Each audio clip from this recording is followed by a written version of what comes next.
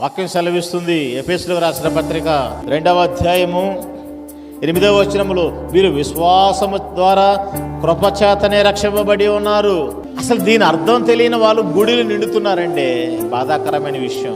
దీని అర్థం తెలియదు, గుడంతా నిండుతున్నారు.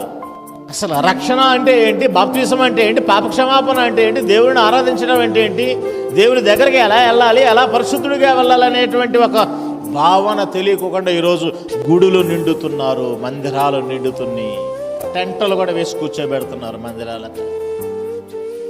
రక్షణ అంటే అర్థం తెలియదు. అర్థం తెలియకుండా ఎందుకు వస్తున్నారు మందిరానికి? బాప్తిసం అంటే అర్థం తెలియదు, మారు మనసు అంటే అర్థం తెలియదు, పాపక్షమాపణ అంటే అర్థం తెలియదు. ఒకటే తెలుసు, యేసు ప్రభు తెలుసు, అంతేకా. ఎందుకు తెలుసు?